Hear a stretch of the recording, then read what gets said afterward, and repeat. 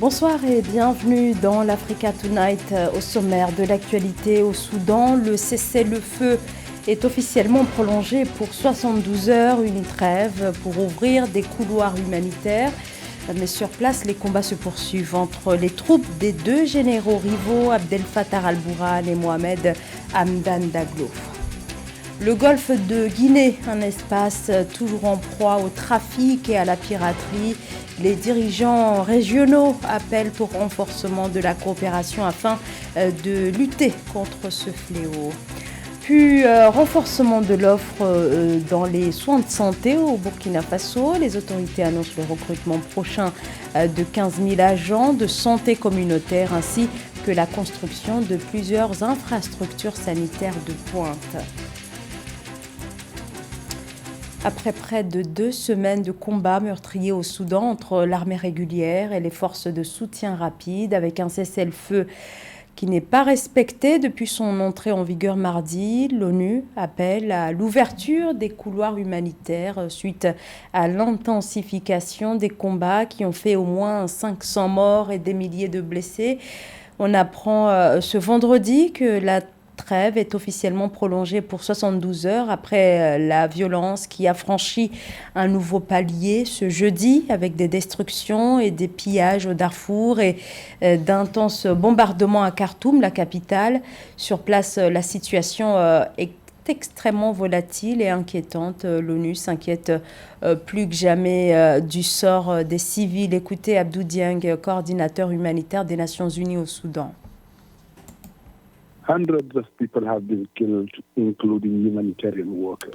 Des centaines de personnes ont été tuées, y compris des travailleurs humanitaires, et des milliers d'autres ont été blessés. Des pillages ont lieu dans tout le pays, à Khartoum, au Darfour, et les besoins sont immenses, qu'il s'agisse de nourriture, d'eau, de soins de santé, de nutrition, de protection des civils. Et l'appel lancé pour venir en aide aux 15 millions de personnes est estimé à 1,7 milliard de dollars. Il y a beaucoup d'initiatives pour inciter les deux parties à discuter et à trouver une solution et mettre fin à ce que je qualifierais de guerre folle. De nombreux cessez-le-feu ont été adoptés mais ne sont pas respectés. Mon plaidoyer aujourd'hui n'est pas seulement que le cessez-le-feu doit être respecté, nous souhaitons également l'ouverture des différents couloirs humanitaires pour permettre à l'aide humanitaire de se déployer.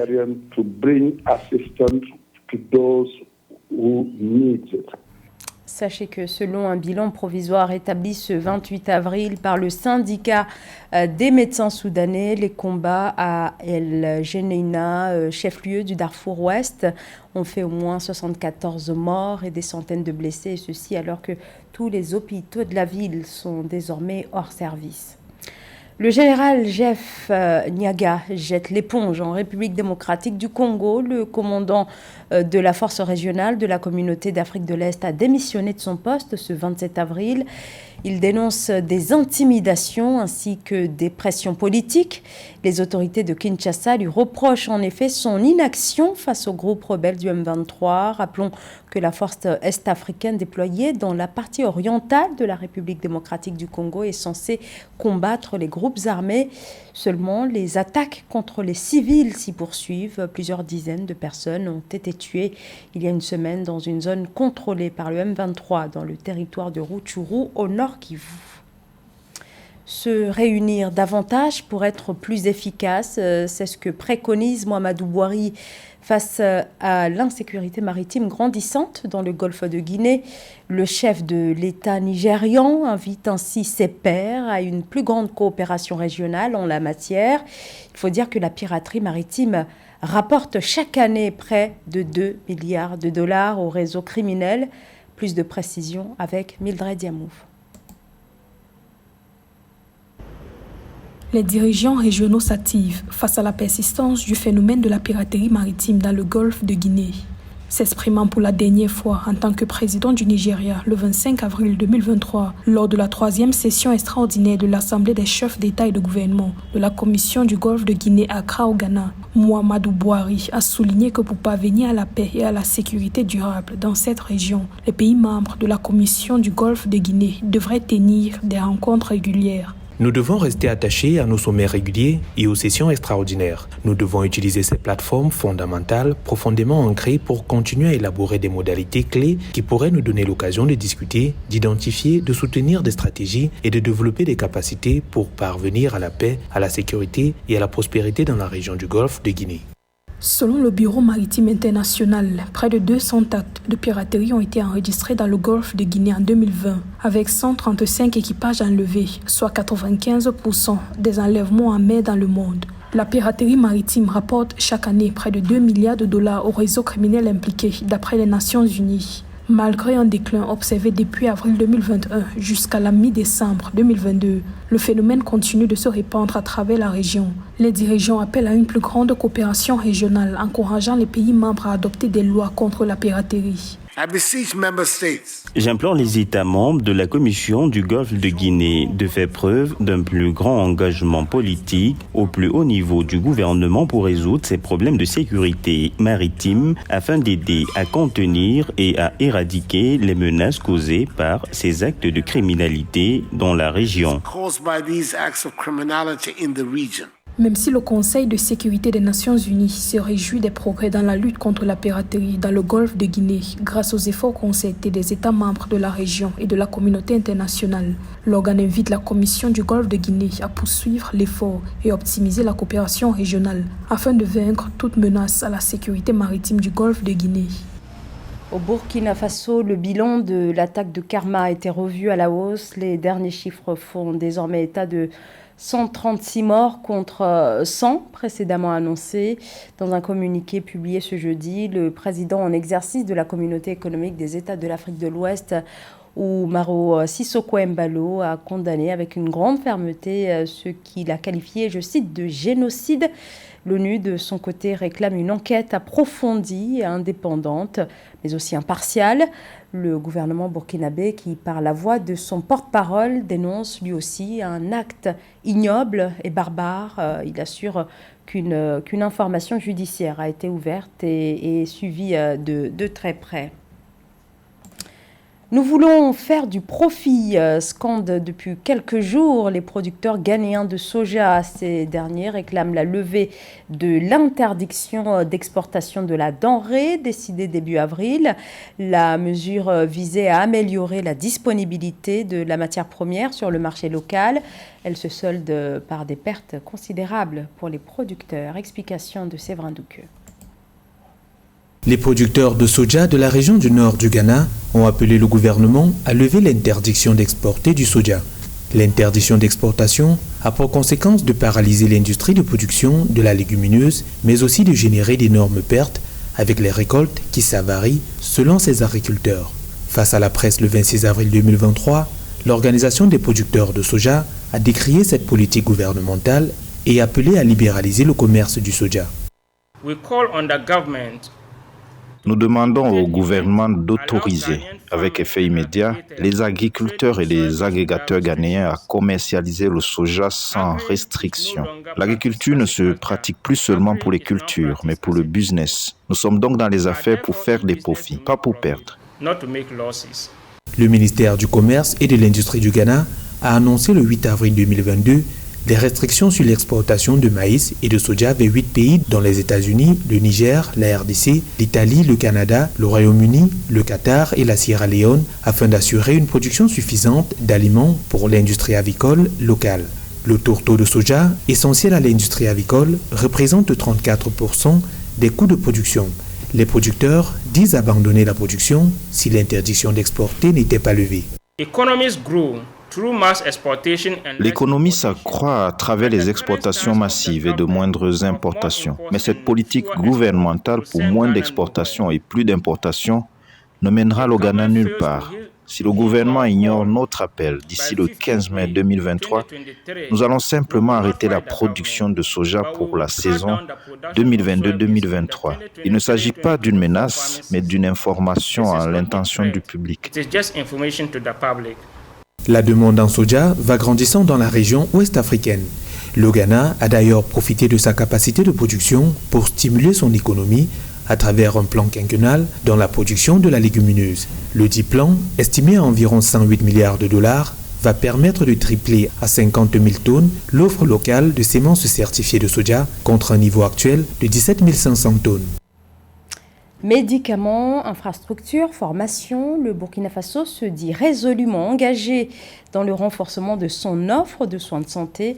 Le ministre de tutelle annonce la construction de nouveaux centres, la mise en place d'un dispositif de suivi des chantiers ainsi que le recrutement de 15 000 agents de santé communautaire. Paul-Marcel Mayagui. Afin d'améliorer l'offre en matière de soins de santé, le gouvernement burkinabé a lancé en 2015 une opération de renforcement de sa carte sanitaire. Ceci avec la construction de bâtiments destinés à des formations sanitaires de dernière génération. Il s'agit notamment du centre hospitalier universitaire de Bobo-Dioulasso et du centre de radiothérapie de la capitale. Plusieurs chantiers de construction d'hôpitaux de district sont également en cours dans plusieurs villes du pays. Peu satisfait de l'avancement global des différents chantiers, le ministre de la Santé et de l'Hygiène publique, Jean-Claude Kargougou, a annoncé la mise en place d'un dispositif rigoureux de suivi des chantiers afin que les délais d'achèvement prévus entre décembre 2023 et 2025 soient respectés. L'état d'avancement des travaux n'est pas satisfaisant, il faut le dire. Mais nous avons insisté pour dire qu'il faut que le partenaire puisse faire comme l'État burkinabé, qui a respecté ses engagements jusque-là. Et donc il était extrêmement important qu'un nouveau planning des travaux nous soit transmis dès la semaine prochaine. Pour renforcer l'offre de soins de santé et garantir l'équité des soins sur l'ensemble du territoire burkinabé, le gouvernement annonce le recrutement de 15 000 agents de santé à base communautaire. Nous nous sommes rendus compte que dans les zones urbaines et périurbaines des grandes villes que sont Ouagadougou et Bobo-Dioulasso, nous avons encore des gaps en matière d'accès aux services de santé, d'hygiène et de nutrition de qualité. Nous nous sommes rendus compte aussi que dans les zones à fort défi sécuritaire, avec la concentration des personnes déplacées internes, l'accès aux services essentiels de santé, d'hygiène et de nutrition se pose avec beaucoup d'acuité. C'est pour cela que le ministère de la Santé, dans sa réflexion, avec l'ensemble des parties prenantes, a estimé qu'il était extrêmement important de procéder à un recrutement massif de 15 000 agents de santé à base communautaire dans ces zones. Au Burkina Faso, le nombre d'infrastructures sanitaires publiques est passé de 1887 en 2011 à 2060 en 2015 selon les données du ministère burkinabé de la Santé. Toutefois, d'énormes disparités en matière de couverture sanitaire persistent entre les zones urbaines et rurales. La construction de ces nouvelles infrastructures sanitaires devra améliorer la capacité de prise en charge avec 700 lits supplémentaires et un plateau technique aux standards internationaux.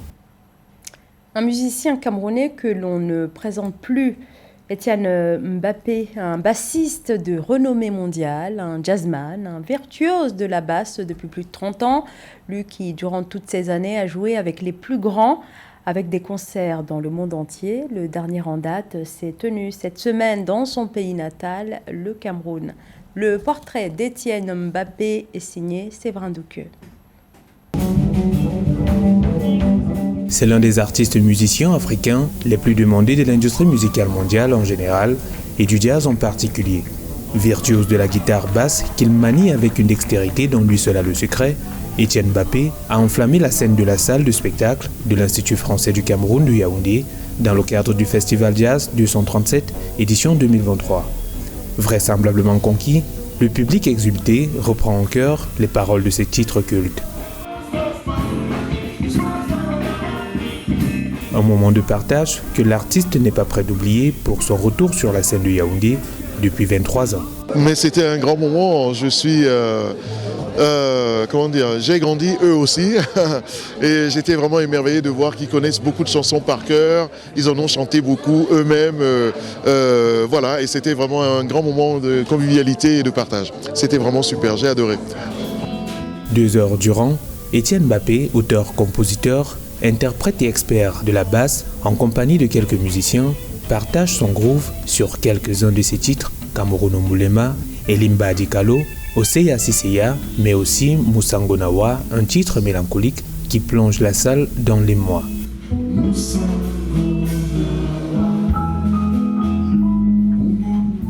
Ce retour sur les planches est pour Étienne Mbappé l'occasion de saluer la mémoire de la jeune artiste camerounaise et fille du parolier Outo Marcelin, Frédéric Outo, décédé le 24 avril 2023 à l'âge de 36 ans.